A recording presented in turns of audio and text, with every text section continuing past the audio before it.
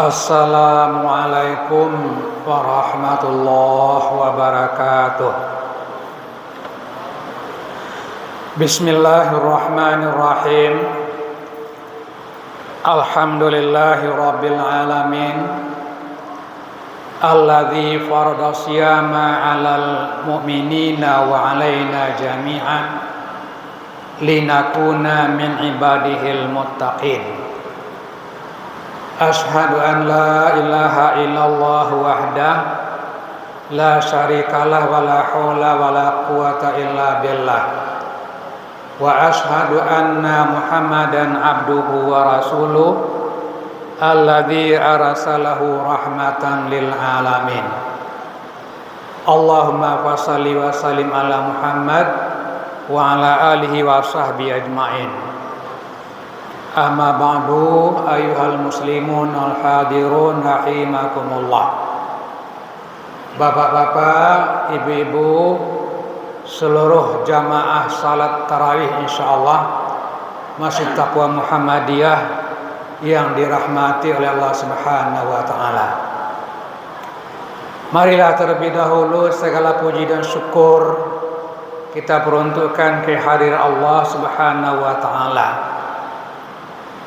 yang senantiasa melimpah curahkan kasih sayang dan rahmatnya kepada kita.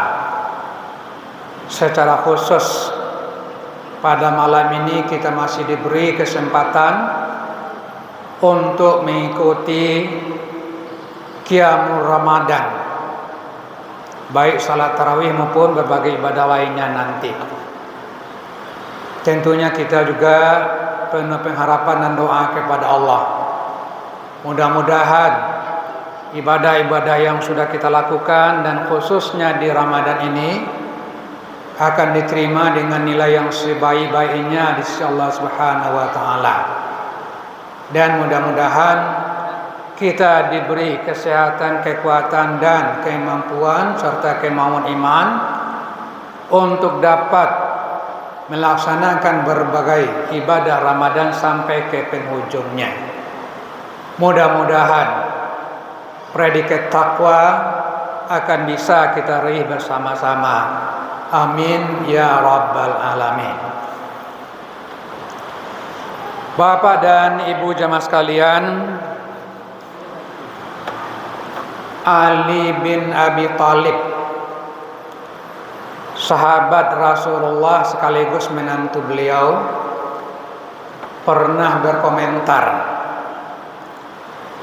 kalaulah agama, tepatnya ibadah boleh dirasionalkan, tentulah bahagian telapak sepatu yang patut disapu daripada bahagian punggungnya. Ini komentar Ali bin Abi Thalib terhadap kebolehan seorang musafir dalam berwudu untuk tidak membuka sepatunya, tapi cukup hanya dengan membasuh di bahagian punggungnya saja. Betul, kalau akal yang kita dahulukan tentulah bagian tapak sepatu yang patut untuk dibersihkan, disapu, karena itu yang langsung yang menginjak tanah. Tetapi Rasul mengajarkan untuk seseorang yang bepergian jauh, manakala dia memakai sepatunya menutup sampai mata kaki, boleh dia tidak mencabut sepatunya, cukup dengan mengusap bahagian punggungnya saja, sudah boleh. Karena ini ibadah, Ali bin Abi Thalib menyampingkan rasionalnya. Dia terima dengan penuh ketaatan, sami'ana wa ta'ana. Dia lakukan seperti yang diajarkan oleh Rasulullah. Hampir sama dengan Ali bin Abi Thalib, Umar bin Khattab pun suatu ketika pernah tertegun di depan Hajar Aswad dalam rangkaian tawaf yang dilakukannya. Sebelum mencium Hajar Aswad, dia tatap dulu batu hitam itu. Dia berkata sendiri, Inni a'lamu annaki hajar la tanfa wa la tadur. Laula ra'aitu Rasulullah sallallahu alaihi wasallam qabbalaki ma ana uqabbiluk. Apa kata Umar di depan Hajar Aswad? Saya tahu persis engkau ini hanyalah sebuah batu yang tidak akan mendatangkan manfaat dan tidak akan mendatangkan mudarat. Kalau tidaklah karena aku melihat Rasulullah menciummu, aku pun tak akan mau menciummu. Tapi karena itu yang diajarkan oleh Rasulullah, yang disunahkan oleh Rasulullah, Umar bin Khattab pun tetap melakukan seperti yang diajarkan oleh Rasulullah sallallahu alaihi wasallam. Kaum muslimin rahimakumullah, menyangkut urusan ibadah memang kita tidak bisa merasionalkannya, tidak bisa kita logikakan dan tidak boleh. Kenapa? Karena ibadah itu adalah hakullah, sepenuhnya hak Allah. Allah lah yang menentukannya. Kewajiban kita hanyalah meyakini dan mengamalkan seperti yang diajarkan oleh Rasulnya. Ya, itu harusnya keyakinan kita orang yang beriman menyangkut urusan ibadah. Tidak boleh kita menambah, tidak boleh kita mengurangi, tidak boleh kita memodifikasi, apalagi akan membuat model baru. Itu adalah sesuatu yang salah, sesuatu yang tidak diterima oleh agama kita, menyesatkan. Ujung-ujungnya nanti itu adalah suatu bid'ah. Bid'ah itu adalah dalalah, sesat. Wa dalalah finnar. Memang gitu. Nah, oleh karena itu pula ulama menetapkan al-aslu fil ibadati at-tauqifu wal ittiba'. Hukum asal dalam persoalan ibadah at-tauqif. Sudah baku, sudah tertentu seperti yang diajarkan oleh Rasulullah. Tinggal kita hanya mengikuti dan mengamalkannya. Sepakat ulama tentang kaidah ini. Atau ada juga yang bunyikan tapi maksudnya sama. Apa itu? Al-aslu fil ibadati al-man'u. Hukum asal ibadah itu terlarang kita melakukan kecuali sejauh ada dalil yang menerangkannya. Jadi ibu dan bapak sekalian, menyangkut urusan ibadah kita hanya sami'na wa ata'na. Terhadap apa? Terhadap apa yang diajarkan oleh Rasulullah. Tidak ada referensi lain untuk ibadah kecuali hanyalah sejauh yang diterangkan oleh Rasulullah sallallahu alaihi wasallam. Muhammadiyah sangat berkomitmen dengan persoalan ini. Muhammadiyah sejak dahulu menetapkan tidak ada suatu ibadah pun yang boleh dilakukan kecuali harus jelas ada dalil syar'i yang dapat dipertanggungjawabkan sebagai dalilnya. Itu komitmen Muhammadiyah. Dan itu juga lah perjuangan dakwah Muhammadiyah dalam persoalan ibadah ini, yakni melakukan pemurnian ibadah, menyesuaikan kembali dengan apa yang diajarkan atau dicontohkan oleh Rasulullah, dengan prinsip sejauh ada dalil yang sahih yang dapat dipertanggungjawabkan yang menjadi dalilnya, maka itu bisa diterima. Sebaliknya, kalau tidak ada dalil syar'i yang dapat dipertanggungjawabkan, maka itu adalah ibadah yang tercela. Tidak boleh kita ikuti dan tidak boleh kita amalkan. Kaum muslimin rahimakumullah.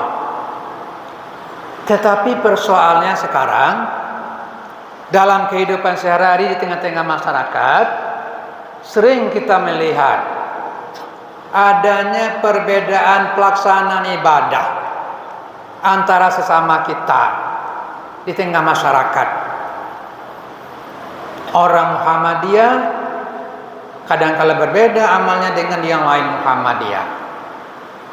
Dan banyak lagi aliran-aliran saya lihat di tengah-tengah masyarakat yang model ibadahnya berbeda dengan yang kita amalkan. Apa penyebabnya?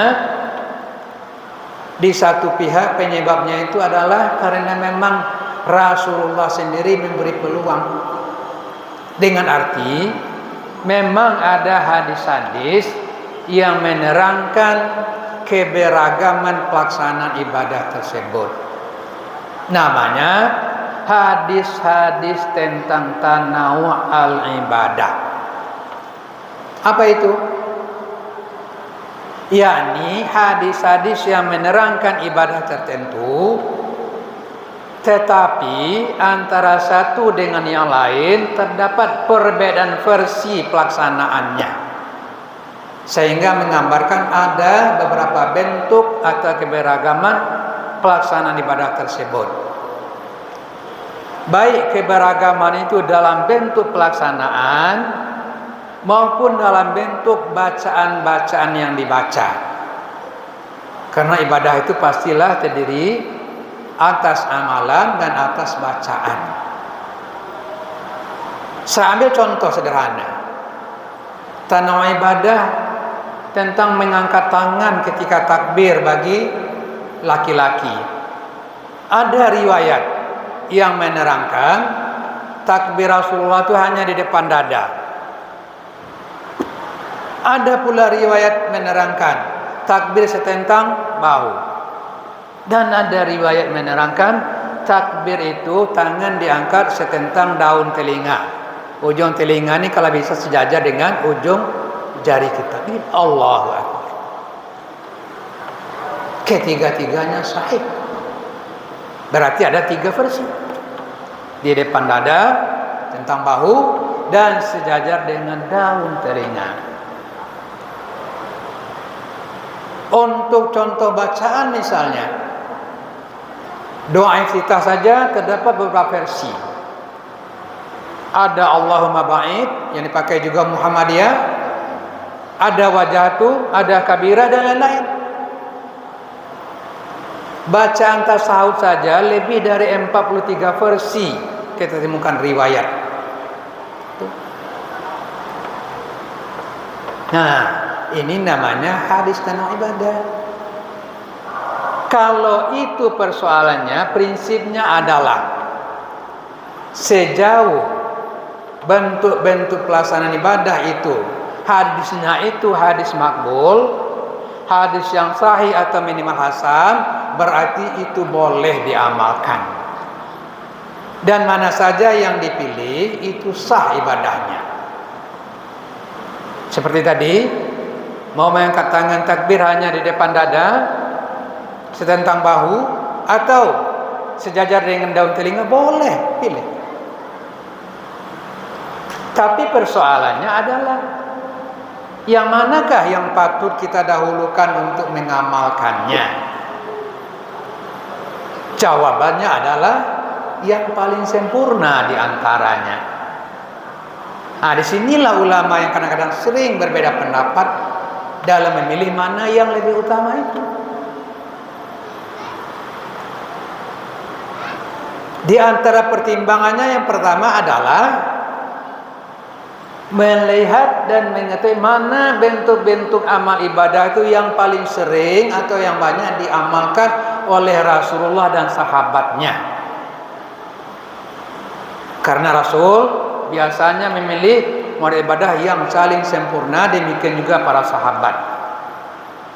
Contoh sederhana tentang bacaan basmalah ketika salat jahar oleh imam.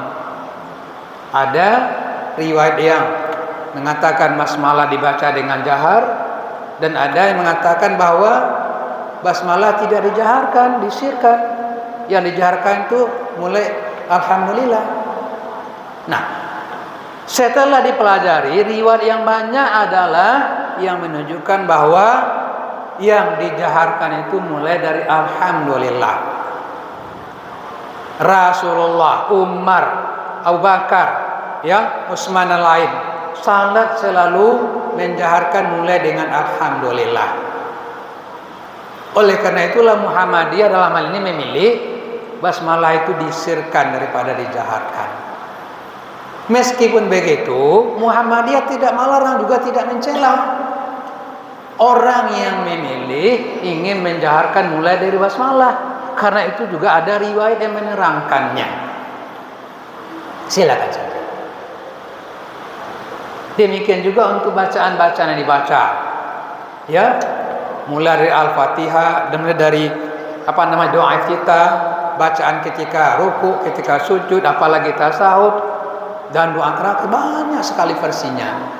Kuncinya adalah selama dalilnya itu adalah hadis-hadis yang makbul, sahih atau hasan, itu boleh dipilih dan sah ibadahnya mana saja yang dipilih. Kaum muslimin rahimakumullah, ini ingin saya sampaikan malam ini karena akhir-akhir ini banyak sekali model pelaksanaan ibadah yang memang berbeda dengan yang kita lazimkan dalam Muhammadiyah. Dan banyak di antara warga kita simpatisan Muhammadiyah yang bertanya, bagaimana kalau kita boleh enggak kita sekali-sekali kita ikut ibadah itu, sekali-sekali ikut model ibadah yang lain? Sepertinya dakwah untuk ini sekarang kita agak tertinggal. Orang lebih keras, lebih kuat untuk menarik mengikuti model ibadah yang dipilihnya. Ini yang saya ingatkan. Kaum muslimin rahimakumullah, ketahuilah, Muhammadiyah melalui lembaga tarjih sudah melakukan kajian-kajian yang sangat mendalam yang melahirkan pedoman ibadah dalam Muhammadiyah. Itulah tugas Majelis Tarjih.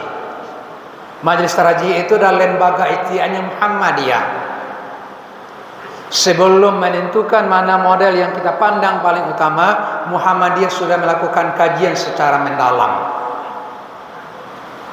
Dilakukan secara ijtihad kolektif namanya. Apa maksudnya? Dalam melakukan kajian itu, Muhammadiyah melibatkan banyak para ulama. Bahkan tidak hanya ulama dari kalangan Muhammadiyah saja, tapi juga kita undang ulama-ulama lain. Mari kita berdiskusi, mari kita bermusyawarah. Baru kemudian dirumuskan dan dihasilkan. Yang Muhammadiyah kemudian mengambil mana di antara dalil-dalil yang paling kuat, itulah model ibadah yang kita utamakan. Oleh karena itu, Bapak dan Ibu sekalian, saya ingin sampaikan, karena sekali lagi sekarang seperti ada keraguan-raguan di kalangan warga Muhammadiyah atau simpatisan, ya, karena banyaknya model-model amalan keagamaan yang ditawarkan dan diajak kepada warga serta simpatisan kalian untuk mengikutinya. Kalau model itu baru sama sekali kita ragukan, bertanyalah, sampaikanlah kepada kami Muhammadiyah, lembaga tarjih. Insya Allah kami akan berikan jawaban. Tapi kalau tahu model ibadah yang ditawarkan itu dalilnya memang sahih, atau tanyakan kepada yang bersangkutan. Kalau dia bisa menjelaskan ini ada hadisnya, ada dalil yang sahih, silakan diikuti. Muhammadiyah juga tidak menutup diri untuk menerima model lain, seperti tadi saya katakan, tapi dengan catatan bahwa model ibadah itu adalah punya dalil yang sahih. Silakan. Ya, karena Muhammadiyah tetap mengakui keragaman model ibadah selama itu mempunyai dalil yang dapat dipertanggungjawabkan. Nah, inilah barangkali yang harus kita kembangkan, tapi kita harus punya komitmen. Apa komitmen kita? Hanya mau mengikuti dan mengamalkan model ibadah yang memiliki dalil yang jelas, dalil yang sahih yang dapat dipertanggungjawabkan. Jangan mau diseret mengikuti model ibadah kalau tidak jelas asal usulnya. Apalagi kalau katanya ini kita sesuaikan dengan budaya kita ini. Itu tidak ada alasan. Kok ibadah sesuaikan dengan budaya kita? Naudzubillah. Terbalik, kalau tidak sesuai ibadah dengan budaya, budaya yang ditinggalkan, bukan ibadah yang harus disesuaikan. Ini kadang-kadang macam-macam pikiran yang dilahirkan. Seakan-akan kita sudah boleh pula memodifikasi model-model ibadah disesuaikan dengan budaya kita, dengan kearifan lokal dan segala macam. Nah, sekali lagi, ibadah yang tidak memiliki dasar adalah ibadah yang tercela dalam pandangan agama kita. Takut, kita betul-betul takut kalau kita mengikuti yang salah dalam ibadah, maka nihil nilai ibadah kita itu, ya. Tentu saja nanti di akhir kelak kita termasuk orang-orang yang merugi karena tidak memiliki dalil dalam beribadah. Nah, demikianlah barangkali Bapak dan Ibu sekalian ceramah kita malam ini, mudah-mudahan ada hikmahnya. Wabillahi taufiq wal hidayah. Wassalamualaikum warahmatullahi wabarakatuh.